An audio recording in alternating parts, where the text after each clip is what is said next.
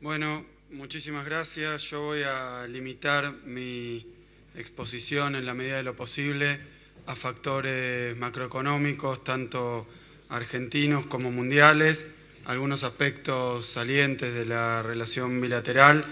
y principalmente a delinear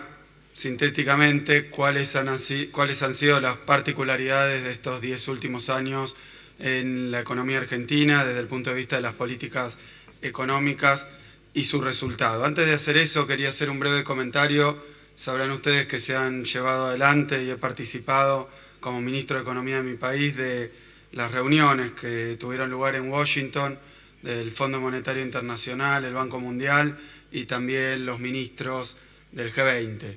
Traigo de Washington un panorama muy sombrío acerca de la evolución de la economía mundial.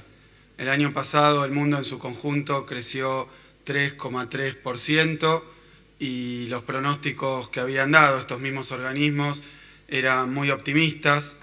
La última proyección del año pasado marcaba un crecimiento global del 3,8% y ya en el mes de abril hemos tenido la primera revisión a la baja sobre el crecimiento de la economía mundial, donde no se espera que crezca más de 3,5% el PBI mundial.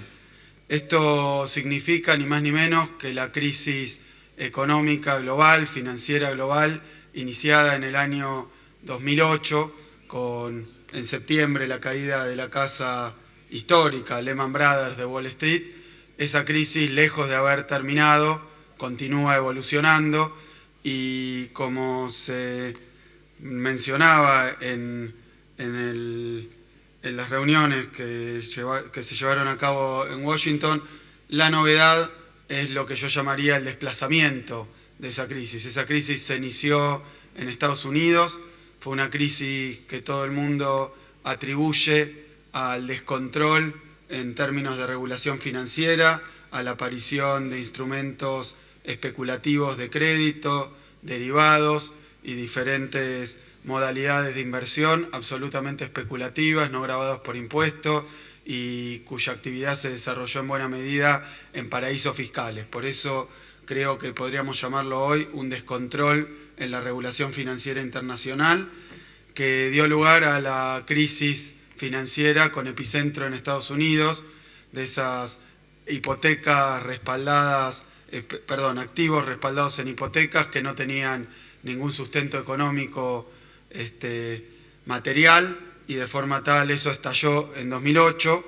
y decía recién que esa crisis se ha ido trasladando, se ha ido desplazando por diferentes regiones del planeta, de forma tal que la crisis se inicia en Estados Unidos en el sector financiero, rápidamente afecta a la economía norteamericana y mundial en su conjunto para después desplazarse hacia Europa. Europa se encuentra con un sufrimiento muy grande todavía hoy en los países más débiles, los llamados por sus siglas en inglés cerdos, pigs, Portugal, Italia, Irlanda, Grecia y España. Son países que tienen tasas de desempleo cercanas o superiores al 20%. Son países que 10 años atrás parecían tremendamente sólidos por haber aplicado una serie de políticas instrumentadas en la Unión Europea y que hoy no encuentran un horizonte de salida para su profunda crisis. Es decir, de Estados Unidos se desplaza a Europa y hoy estamos viendo que el crecimiento no vuelve al mundo en su conjunto, pero que la economía norteamericana muestra algunas señales tímidas y fluctuantes de recuperación, pero las que empiezan a sufrir ahora son las economías emergentes. Es decir, que la crisis que se inicia en el mundo más desarrollado y en las economías centrales ahora está llegando a la periferia del planeta y a las llamadas economías emergentes, y probablemente, si esto es así, esa crisis que se inicia en Estados Unidos termine descargándose sobre las espaldas de los pueblos más pobres del mundo. Esto no es simplemente una cuestión política, sino que tiene su correlato financiero muy claro y económico muy claro. Lo que estamos atestiguando hoy es que Estados Unidos salvó su sistema financiero, sus bancos, a través de la emisión monetaria y el reemplazo de activos y de cartera de los bancos más extraordinario de la historia del capitalismo, pero ese salvataje de los bancos generó mucha liquidez y no alcanzó para poner de vuelta en marcha la economía mundial, sino que hoy Estados Unidos se está planteando subir nuevamente su tasa de interés e iniciar una política contractiva en términos monetarios. Si la tasa de interés sube en Estados Unidos, los capitales probablemente vuelvan a las plazas de los países centrales en el llamado flight to quality, vuelo hacia la calidad, y entonces veamos fuga de capitales masiva en los mercados emergentes con las consecuentes fluctuaciones cambiarias y financieras que van a afectar a las economías en desarrollo. Y al mismo tiempo, la recomposición de la tasa de interés implica el fortalecimiento del dólar. Se está hablando ya de un superdólar porque el dólar se apreció 10% con respecto a la canasta de monedas internacional, y eso significa que cuando se aprecia el dólar caen también los precios de las commodities y las materias primas de exportación. Eso quiere decir que nuestros países van a estar sometidos por decisiones que se toman en los centros financieros y de poder mundial, van a estar sometidos a graves peligros en el terreno económico. La caída del precio de las materias primas ya ha afectado a las economías exportadoras como la rusa, como la nuestra, y la fuga de capitales también ha tenido sus consecuencias en las diferentes plazas financieras, con devaluaciones en muchos países en vías de desarrollo, junto con salida masiva de capitales, encarecimiento del crédito. Es decir, que probablemente lo que estemos viendo es como ese tren de la crisis llega a la estación de los países menos desarrollados. Si eso es así, probablemente no encontremos, y tenemos que saberlo, no encontremos, por lo que yo he escuchado en Washington, ninguna reacción paliativa de parte de los organismos financieros multilaterales de crédito, ni de las grandes potencias, sino que por el contrario, lo que va a ocurrir es que la crisis va a llegar a los países emergentes y vamos a tener que ser los países emergentes los que encontremos una respuesta a esa crisis mundial que nada tiene que ver con nosotros, ni en su desarrollo, ni en su evolución. Esto lo marco simplemente para encuadrar la importancia estratégica de la alianza que existe entre Rusia y Argentina, así como entre diversos países en vías de desarrollo. El multilateralismo en las relaciones económicas internacionales no solo es un discurso, sino que tenemos que trabajar prontamente para que todos los instrumentos que tengamos de cooperación financiera, comercial, productiva, industrial, económica en general, se lleven adelante. Y eso parte obviamente de decisiones políticas de nuestros líderes, como las importantes visitas de 2008 del presidente ruso a Argentina, de 2010, de la presidenta argentina a Rusia, de 2010 y 2014 de los presidentes rusos a Argentina, y ahora esta visita que estamos devolviendo con la presencia de buena parte del gabinete, porque le asignamos una importancia práctica muy alta a las posibilidades que hay de coordinar política económica y de generar lazos financieros, comerciales y productivos más estrechos con Rusia.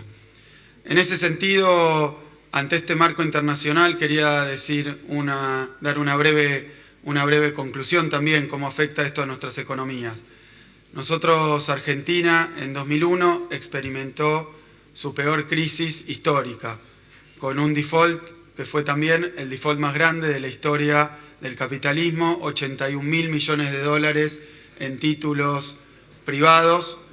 del sector privado con el sector financiero internacional, pero también un default que afectó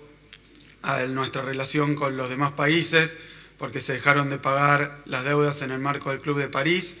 y solamente seguimos pagando con los organismos multilaterales de crédito. Ese default enorme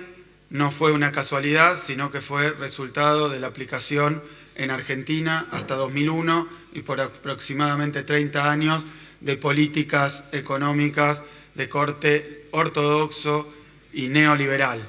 que en Argentina tampoco se aplicaron por decisiones propias de la Argentina, sino que fue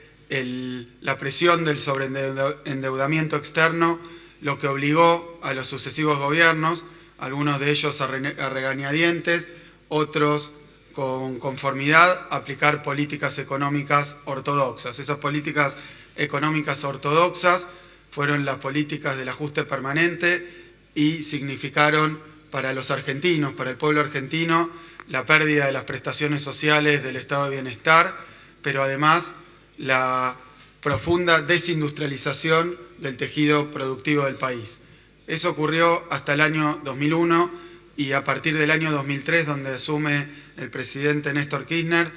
se inicia realmente un nuevo periodo económico en la historia argentina. Un periodo económico que nosotros denominamos en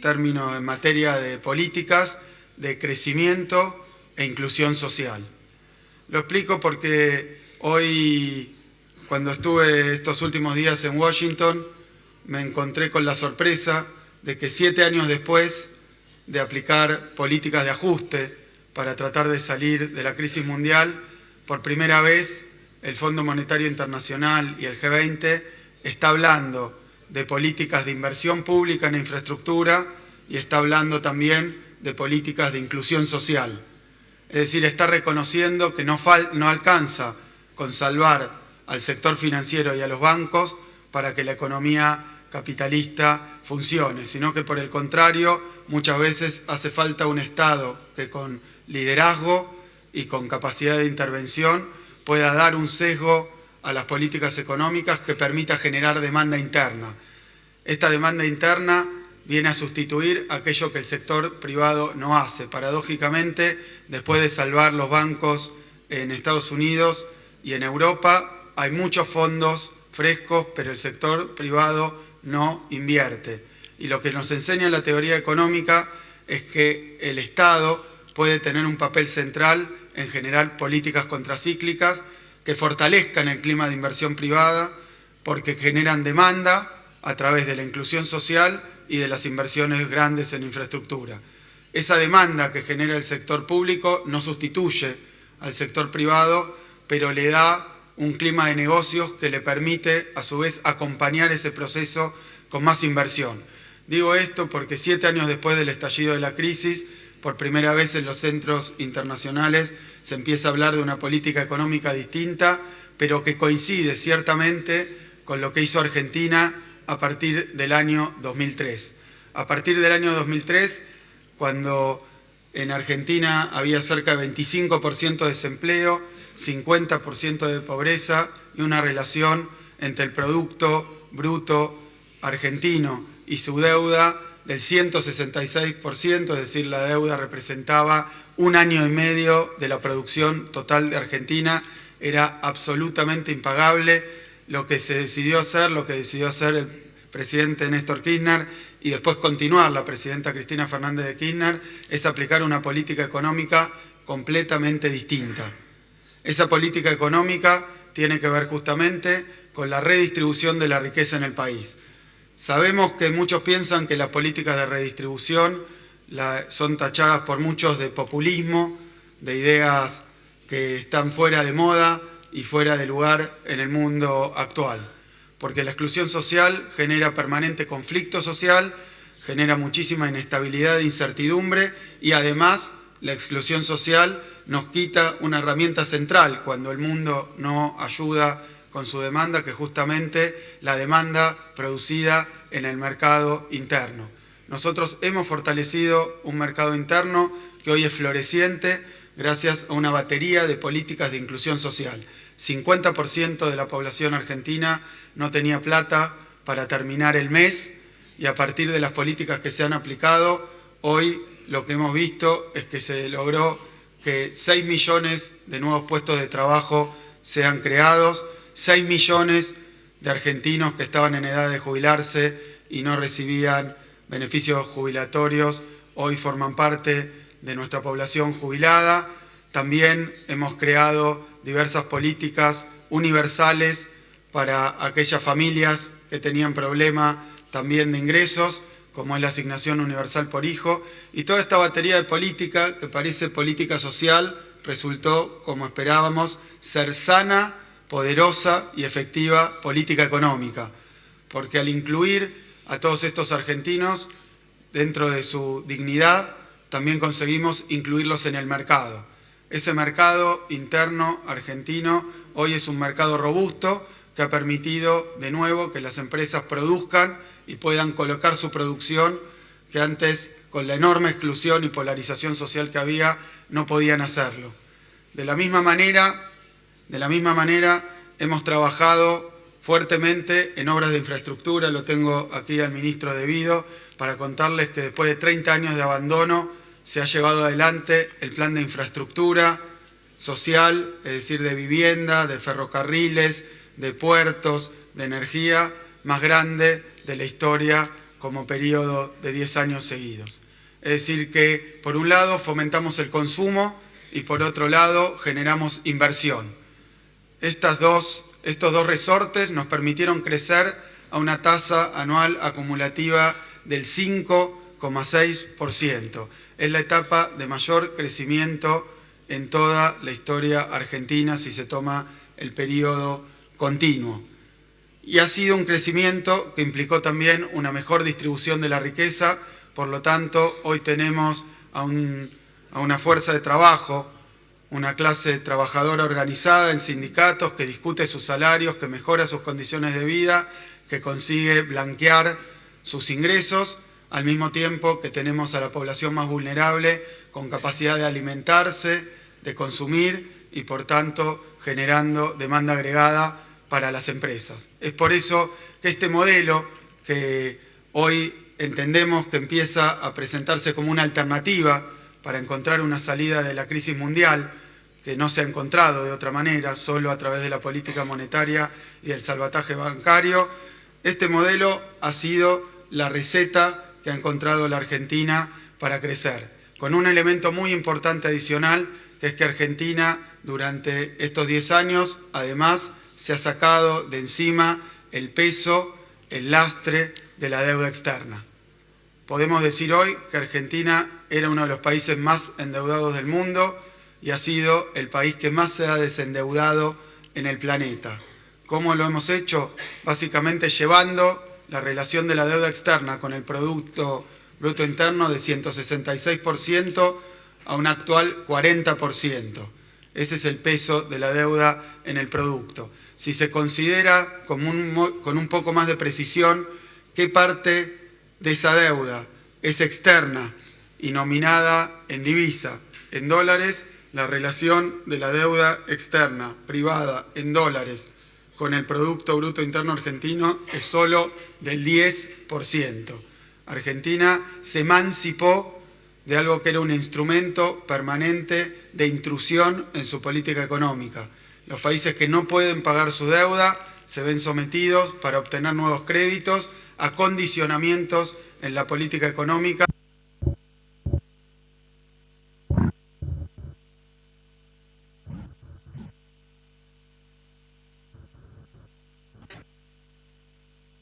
que les impiden tener soberanía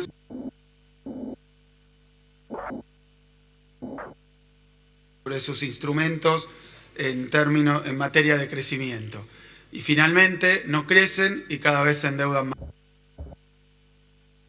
Es por eso que la inclusión social, la infraestructura, la inversión en infraestructura y al mismo tiempo el desendeudamiento han sido los tres pilares que permitieron el crecimiento de la Argentina a tasas récord en toda su historia. Nosotros creemos que en este tipo de políticas hay países emergentes que han sido hermanos y que han aplicado paquetes similares a contramano de las recetas de los organismos financieros internacionales. Nosotros hemos sabido ser durante la década de los 90, dicho por sus propios voceros, el mejor alumno de los organismos financieros internacionales, y fue así que desembocamos en la peor crisis de toda nuestra historia.